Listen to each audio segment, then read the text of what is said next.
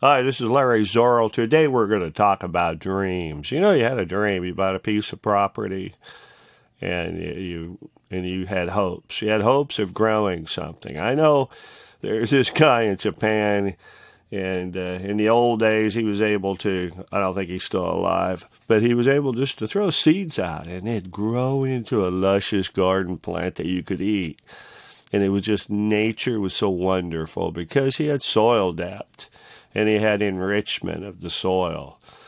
But today in America, it's not always that way due to depletion of soils, due to just the type of land you might have bought. You take a shovel down there and there's rocks.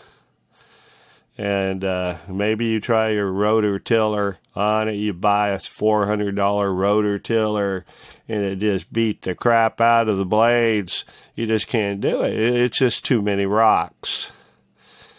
So maybe in 10 years of trying to dig up all the rocks, adding hundreds of dollars of, soil, topsoil, manure, maybe some kind of mulches, wood chips.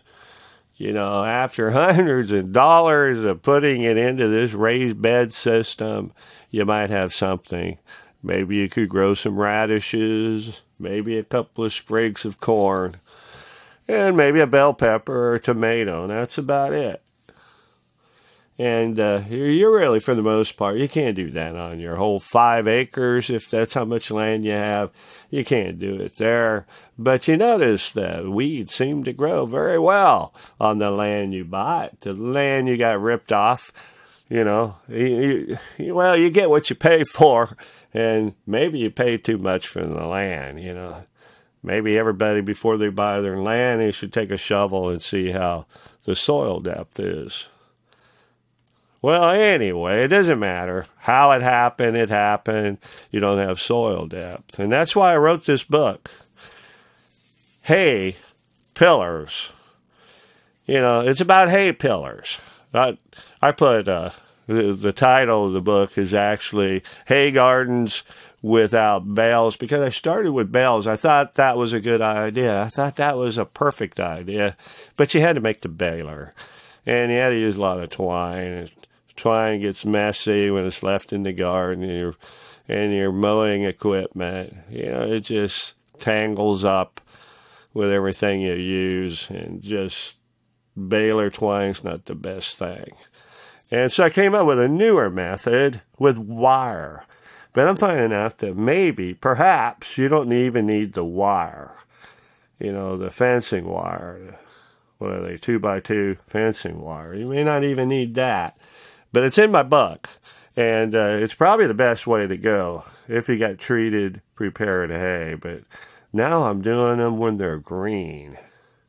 You go, oh, that'll burn up, Larry, that'll burn. Not now. It's not hot enough. If you try to do something like that in 80, 90 degree heat, it'll turn into a ball of fire. No, I'm just kidding. But it could, spontaneously ignite, but I kind of doubt it. It'll just get so hot. Whatever you plant, it'll wilt. And you got it good. It's only, first part of May. Some places, they get over their frost within, around the 15th. So you got a couple of good weeks. You could have that aging green bale will age. It takes about a week. It'll be really safe. I'm growing potatoes right now. I had these potatoes I bought from Walmart. They were terrible potatoes, red potatoes, and I kind of discarded them. But now they're getting kind of sprigs to them, so I'll plant them and get something better, something fresh from those potato plants. And doing them in green bales. Bales, don't have to be so high for potatoes.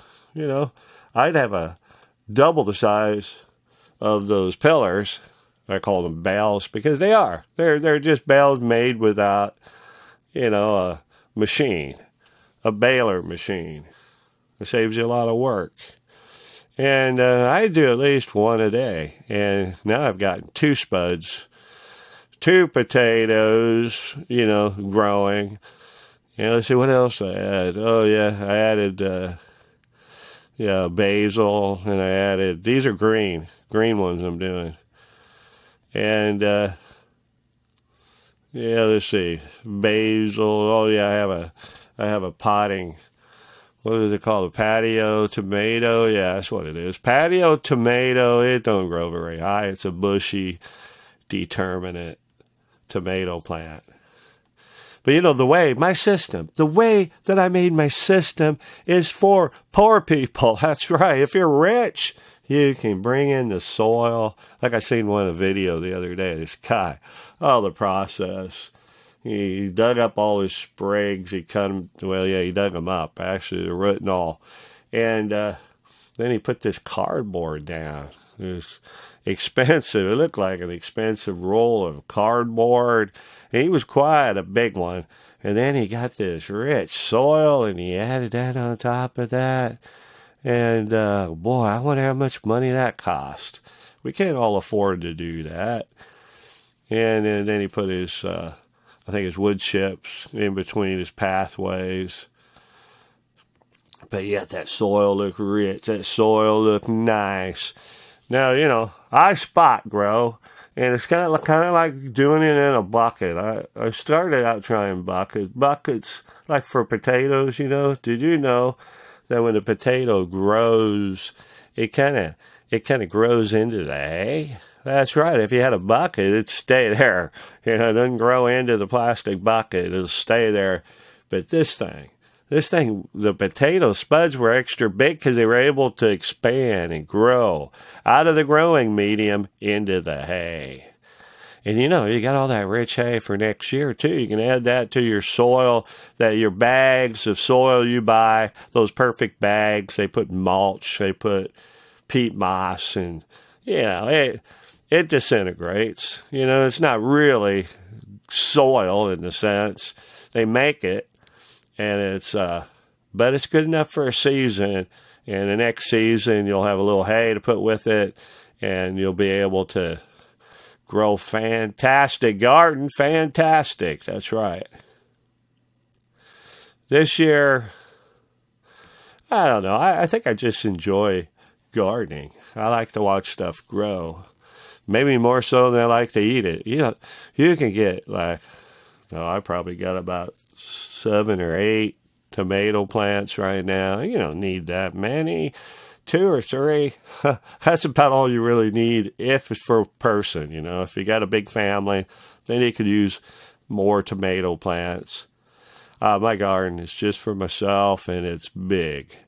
It's big for a person like myself, but I wanted to show everyone. I want to show everyone this is what goes on, when you pillar garden.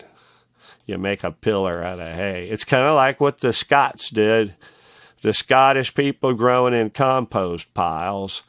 And although I did see one raking it down. Why would you do that? Grow right into it. Put a little soil in there. And, if it's hot, the compost pile is hot. And you know how they smoke, they get so hot. Well, it depends on your climate. If it's a cold climate, you might want it a little hot. Keep those plants warm. What better way? And, I like to garden. I made some juice the other day, and I had different things in it. Oregano was one of the ingredients. Alfalfa was another ingredient. And, echinacea. And, I was surprised. I had tea to it, too, kind of warm. I don't do my juice cold. I do a little warm. And it tasted good. It tasted sweet. I didn't add anything. Well, I did have a carrot. I guess maybe the carrot is the thing that makes it sweet. But just one little carrot. It makes it very palatable. And, of course, I'm still eating spinach. Anybody want spinach? Oh, man. I'm eating the spinach. One little outcrop of spinach is all I need. You just pick the leaves. You don't just harvest the whole thing. What are you, an idiot? Well, that's how you did it. Maybe in California, you just harvest all of it at once. No, farmers, they sell it to market. It's whole. Maybe that's the way to go. But on a little garden, you pick the leaves. Just like lettuce, you pick the leaves and you stop eating it when it starts getting bad. I don't know about spinach. Let me think. The only thing that can make spinach bad is insects could come. And that's why I have that tulle fabric over my spinach. And, you might need tulle fabric over your lettuce, too, when you start getting worms. There's a butterfly here in Missouri that'll just lay, eggs, and it'll eat up all your lettuce. I think it's too cold right now, but yeah, I might be thinking about using some tulle fabric on there. Well, I hope you all have a great day. You just give it a shot. You got nothing to lose. You'll find out it's inexpensive to do my system. It's not for those that live in rich, fertile soil. They're so blessed that they can. Just like that Japanese guy. You just throw the seeds out there, and they can grow something. It just comes out. It's just the soil so fertile. Now, I tried that. I tried it with some corn. It grew to about a foot high, regular 4 or 5 foot high corn. This thing grew small.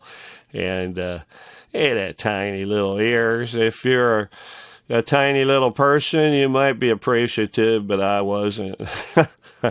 What a waste of time. And I kept watering the spot, too. And, I used a post hole digger in my yard, and I just went around. And, I went around and I planted corn, and it just didn't do good because I don't have good, fertile soil. This is Larry Zorro. Take care. God bless. See you. Bye.